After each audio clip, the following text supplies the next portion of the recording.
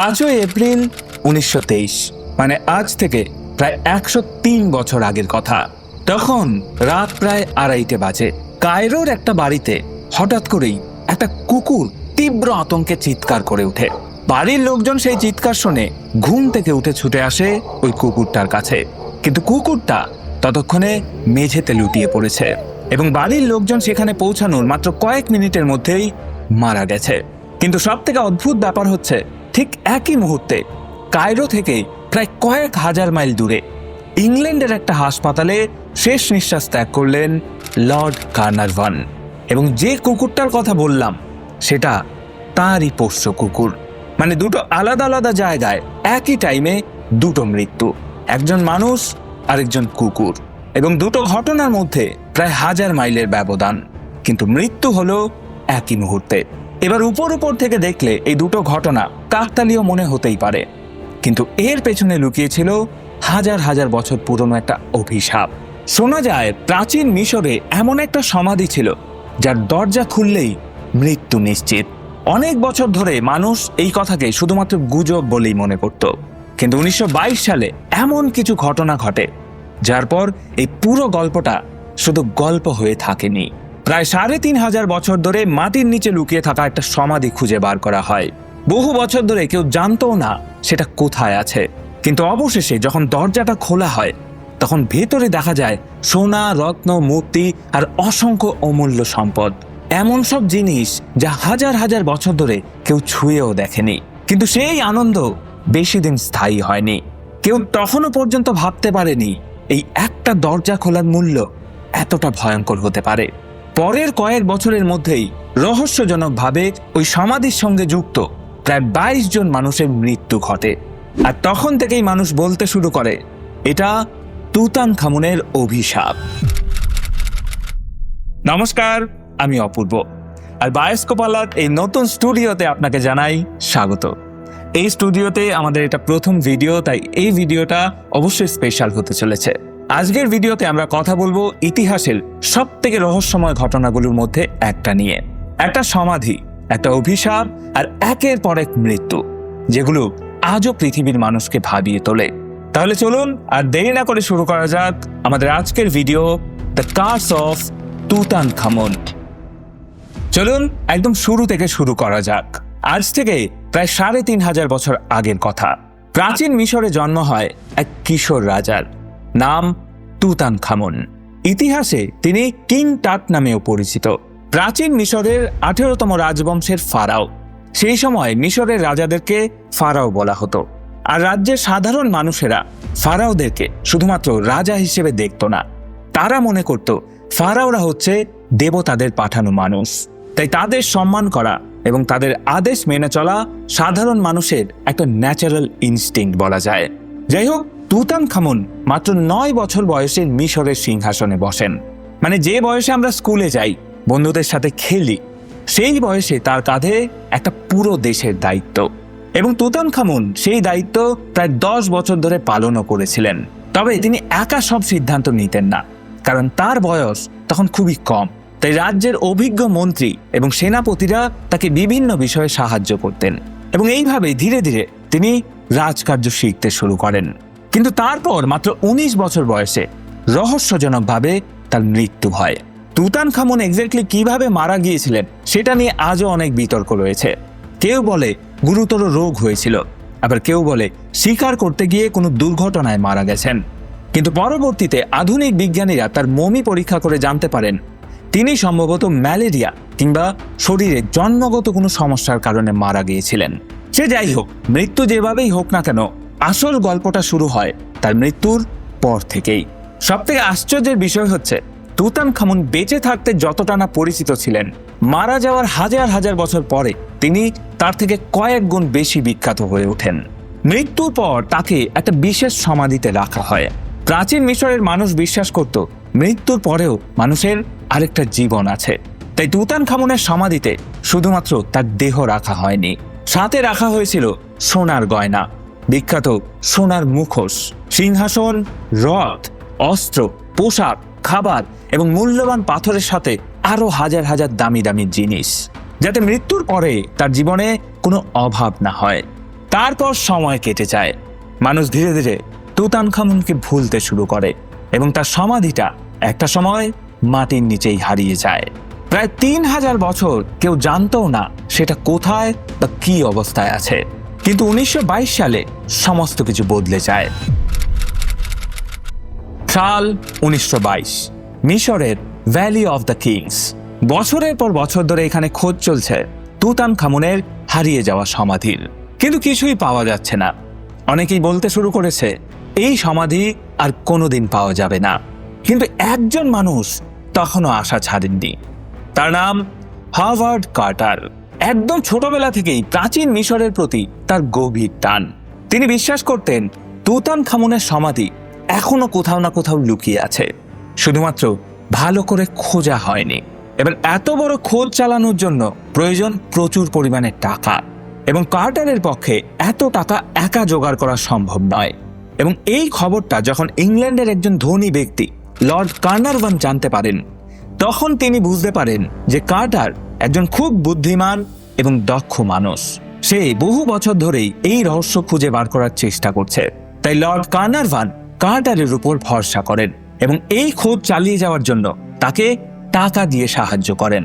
তারপর দুজনে মিলে প্রায় 5 বছর ধরে এই খোঁজ চালিয়ে যান। দিনের পর দিন কেটে যায়, মাসের পর মাস, কিন্তু তাও কিছুই পাওয়া যায় না। অনেকেই বলতে শুরু করে এবার খোঁজ বন্ধ করে দেওয়া উচিত।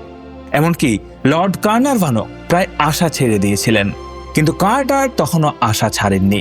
তিনি কার্নারভানকে কনভিন্স করে বলেন, আমাকে আর একটাবার চেষ্টা করতে দিন। আর এই শেষ চেষ্টাতেই আসে সেই ঐতিহাসিক মুহূর্ত। মাটি খুঁড়তে খুঁড়তে হঠাৎ করেই একজন শ্রমিকের কোদাল একটা শক্ত কিছুতে আটকে যায় এবং মুহূর্তের মধ্যে সবাই থমকে যায়। তাড়াতাড়ি করে সেখান থেকে বালি সরানো হয় এবং বালি সরানোর পর দেখা যায় একটার পর একটা পাথরের সিঁড়ি নিচের দিকে নেমে গেছে এবং সিঁড়িগুলো নিচে নেমে একটা বন্ধ দরজার কাছে গিয়ে শেষ হয়ে গেছে। সেই দরজাটার উপর কিছু পুরনো চিহ্ন আঁকা, এবং সেটা দেখেই হাওয়ার্ড কার্টার বুঝতে পারেন এটা কোনো সাধারণ দরজা নয়, হয়তো এটাই বহুদিনের হারিয়ে যাওয়া তুতানখামুনের সমাধি। কিন্তু কার্টার তখনই ভেতরে ঢুকলেন না। তিনি আগে লর্ড কার্নারভানকে একটা চিঠি পাঠিয়ে খবর দিলেন এবং সেখানে তিনি স্পষ্ট জানালেন তিনি সেই হারিয়ে যাওয়া সমাধি খুঁজে পেয়েছেন। লর্ড কার্নারভান এই চিঠিটা পাওয়া মাত্রই আর এক ফোঁটাও সময় নষ্ট করলেন না। তিনি তার মেয়েকে সঙ্গে নিয়ে বেরিয়ে পড়লেন মিশরের উদ্দেশ্যে, এবং তার কয়েকদিন পর মানে 26শে নভেম্বর 1922 কার্টার খুব সাবধানে ওই দরজায় একটা ছোট্ট ছিদ্র করলেন। তাতে জ্বলন্ত মোমবাতি দিয়ে ভেতরে উকি মারলেন এবং কয়েক সেকেন্ড কোনো কথা বললেন না। লর্ড কার্নারভান উপর থেকে জিজ্ঞেস করলেন, can you see anything? Carter ধীরে ধীরে উত্তর দিলেন, yes, I see wonderful things. ওই দরজার ভেতরে সোনা, রত্ন, রথ, মূর্তি আরো অসংখ্য মূল্যবান জিনিস, প্রায় 3000 বছর ধরে যেগুলো কেউ চোখেও দেখেনি, সেগুলো এখন তাদের সামনে। এই খবরটা যেদিন সামনে আসে সেদিন গোটা পৃথিবী অবাক হয়ে গিয়েছিল। কিন্তু সেই আনন্দ বেশি দিন স্থায়ী হয়নি, কারণ এই সমাধি খুঁজে পাওয়ার মাত্র কিছুদিনের মধ্যেই শুরু হয় একের পর এক রহস্যময় মৃত্যু। এবং এই একের পর এক মৃত্যু সেই সময় গোটা পৃথিবীকে ভাবিয়ে তুলেছিল। সমাধিটা খোলার মাত্র কয়েক মাসের মধ্যেই আসে সব থেকে বড় ধাক্কা। লর্ড কার্নারভানের গালে আগে থেকেই একটা মশার কামড়ের ছোট্ট দাগ ছিল। এবার একদিন দাড়ি কামাতে গিয়ে অসাবধানতাবশত ঠিক সেই জায়গাতেই হালকা করে কেটে যায়। এমনিতে খুব ছোট্ট একটা কাট, কিন্তু সেখান থেকে শুরু হয় ইনফেকশন এবং ধীরে ধীরে তার গালটা ফুলে উঠতে শুরু করে। যদিও প্রথম দিকে তিনি বিষয়টাকে সেরকম গুরুত্ব দেননি, কিন্তু কিছুদিনের মধ্যেই জ্বর আর দুর্বলতা তাকে কাবু করতে শুরু করে এবং একটা সময় আসে যখন চিকিৎসাও আর কাজে দেয় না। অবশেষে সেই সাধারণ একটা দুর্ঘটনায় একটা ভয়াবহ রূপ নেয় এবং লর্ড কার্নারভান ঢলে পড়েন মৃত্যুর কোলে। কিন্তু এই গল্পটা আরো রহস্যময় হয়ে ওঠে তখন যখন জানা যায় যেই মুহূর্তে কার্নারভান শেষ নিঃশ্বাস ত্যাগ করেছিল, ঠিক একই সময়ে ইংল্যান্ড থেকে প্রায় হাজার হাজার মাইল দূরে কায়রোতে থাকা তার প্রিয় কুকুরটাও হঠাৎ করে চিৎকার করে মাটিতে লুটিয়ে পড়ে মারা যায়। এবং এটাই ছিল প্রথম ঘটনা যেটা মানুষকে ভয় পাইয়ে দিয়েছিল। এরপর শুরু হয় একের পর এক মৃত্যু লীলা। 1923 সালেই মারা যায় আমেরিকার একজন ধনী ব্যবসায়ী জর্জ জে গোল্ড। তিনি বেসিক্যালি ওই সমাধিটা দেখতে গিয়েছিলেন এবং সেই সমাধি দেখে ফিরে আসার মাত্র কিছুদিনের মধ্যেই নিউমোনিয়ায় আক্রান্ত হয়ে মারা যান। তারপর ওই একই বছরে মারা যান মিশরীয় রাজ পরিবারের সদস্য প্রিন্স আলী কামেল। আর কার্নারভানের সৎ ভাই আবরে হারবার্ট মারা যান কার্নারভানের মৃত্যুর মাত্র 5 মাস পরেই। এরপর 1924 সালে মারা যান স্যার আর্চিবাল্ড ডগলাস রিড। তিনি বেসিক্যালি ওই সমাধি থেকে উদ্ধার করা মমিটার এক্স-রে করেছিলেন এবং তারপর দেশে ফিরেই অসুস্থ হয়ে মারা যান। এবং এখানেই শেষ নয়, ওই একই বছর গবেষক হিউ এভলিন হোয়াইট মানসিক চাপে ভেঙে পড়েন এবং আত্মহত্যা করেন। তারপর 1928 সালে মারা যান আর্থার মেস, যিনি ওই সমাধিটা খোলার কাজে সরাসরি যুক্ত ছিলেন। আর এই সমস্ত মৃত্যুগুলোর মধ্যে সবথেকে রহস্যময় মৃত্যু হয়েছিল হাওয়ার্ড কার্টারের ব্যক্তিগত সেক্রেটারি রিচার্ড বেথেলের। 1929 সালের এক সকালে তাকে বিছানায় মৃত অবস্থায় পাওয়া যায়। তার শরীরে কোনো আঘাতের চিহ্ন নেই, এমনকি ভেতরেও কোনো অর্গান ফেলিয়ার হয়নি। হঠাৎ করেই ঘুমের মধ্যে মারা গিয়েছিলেন। এবং এইভাবে মোট 22 জন মানুষ, যারা কোনো না কোনোভাবে এই সমাধির সাথে যুক্ত ছিলেন, একে একে রহস্যজনকভাবে মারা যান। আর এই প্রত্যেকটা মৃত্যুর পর মানুষের মনে আরো গভীরভাবে গেঁথে যায় সেই অভিশাপের কথাটা, তুতানখামুনের অভিশাপ। কিন্তু এখানে একটা আশ্চর্যের বিষয় আছে। 1925 সালে যখন তুতানখামুনের মমি বিস্তারিতভাবে পরীক্ষা করা হয়, তখন গবেষকরা মমির বাম গালে একটা ছোট্ট দাগ দেখতে পান এবং অদ্ভুতভাবে লর্ড কার্নারভানের গালেও ঠিক একই জায়গায় ওই মশার কামড়ের দাগটা ছিল। এবং এই মিলটা সামনে আসতেই মানুষের ভয় আরো বেড়ে যায়। কিন্তু সত্যিই কি কোনো অভিশাপ ছিল, নাকি সবটাই কাকতালীয়? বিজ্ঞানীরা পরবর্তীতে এই মৃত্যুগুলো নিয়েও একটা গবেষণা করেন এবং তারা দেখতে পান এই মৃত্যুগুলোর বেশিরভাগই আলাদা আলাদা কারণে হয়েছে।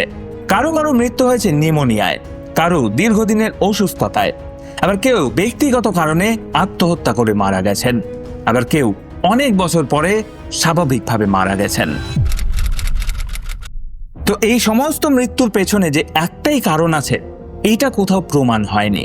আর সব থেকে বড় কথা হচ্ছে হাওয়ার্ড কার্টার, যিনি এই সমাধির দরজা সবার প্রথমে খুলেছিলেন, যিনি সব থেকে বেশি সময় সেখানে কাজ করেছিলেন, তিনি ওই সমাধি উদ্ধার করার পর আরো প্রায় 17 বছর ধরে সুস্থভাবে বেঁচেছিলেন। আর শুধু কার্টারই নন, ওই খনন কাজে যুক্ত আরো বহু মানুষ এই ঘটনার পরেও দীর্ঘদিন যাবৎ সুস্থভাবে বেঁচে ছিলেন। তাহলে এবার সব থেকে বড় প্রশ্ন হচ্ছে, অভিশাপটা কি সত্যিই ছিল? বিজ্ঞানীরা বলেন একের পর এক মৃত্যু ঘটায় মানুষের মনে একটা ভয় তৈরি হয়েছিল, আর সেই ভয় থেকেই জন্ম নিয়েছিল তুতানখামুনের অভিশাপের এই গল্প। এবং সেই গল্পই ধীরে ধীরে সারা পৃথিবীতে ছড়িয়ে পড়ে। কিন্তু এর আরেকটা ব্যাখ্যাও আছে। কিছু কিছু বিজ্ঞানীরা মনে করেন 1000 বছর ধরে বন্ধ থাকা ওই সমাধির ভেতরে এমন কিছু ব্যাকটেরিয়া বা গ্যাস জমেছিল, যা সেই সময়ে ঢোকা মানুষদের শরীরে প্রভাব ফেলেছিল। বিশেষ করে যাদের শরীরের রোগ প্রতিরোধ ক্ষমতা কম ছিল, তারা সব থেকে বেশি ক্ষতিগ্রস্ত হয়েছিল। কিন্তু এই ব্যাখ্যাও সবার কাছে পুরোপুরি গ্রহণযোগ্য হয়নি, কারণ সমাধির ভেতরে কাজ করা অনেক মানুষই দীর্ঘদিন যাবৎ সুস্থভাবে বেঁচে ছিলেন। তাই প্রশ্নটা কিন্তু এখনো থেকেই যায় যে তুতানখামুনের অভিশাপ কি সত্যিই ছিল, নাকি পুরোটাই একটা গল্প কথা? আপনার কি মনে হয় সেটা অবশ্যই কমেন্ট করে জানাবেন। প্রায় 100 বছর পেরিয়ে যাওয়ার পরেও তুতানখামুনের সমাধি আবিষ্কারের পর থেকে এই রহস্য নিয়ে বিস্তর গবেষণা এখনো থামেনি। বিজ্ঞানীরা চেষ্টা করছেন, ইতিহাসবিদরা এখনো খুঁজছেন, কিন্তু একটা নিশ্চিত উত্তর কেউ দিতে পারেননি। তুতানখামুন বেঁচে থাকতে যতটা পরিচিত ছিলেন, মারা যাওয়ার 3000 বছর পর তার থেকে কয়েক গুণ বেশি বিখ্যাত হয়েছেন। তার সমাধি, তার অভিশাপ, তার রহস্য আজও মানুষকে টানে। আপনার কি মনে হয়, তুতানখামুনের অভিশাপ কি সত্যিই ছিল, নাকি সবটাই ছিল মানুষের কল্পনা? কমেন্ট করে কিন্তু অবশ্যই জানাবেন। আমি আপনাদের কমেন্ট পড়ার জন্য অপেক্ষায় থাকবো। আর আমাদের স্টুডিওটা কেমন লাগছে সেটাও কমেন্ট করে জানাবেন। যাই হোক, দেখা হচ্ছে অন্য কোনো ভিডিওতে। ততক্ষণ অবধি ভালো থাকবেন, সুস্থ থাকবেন। Tata, good bye, love you.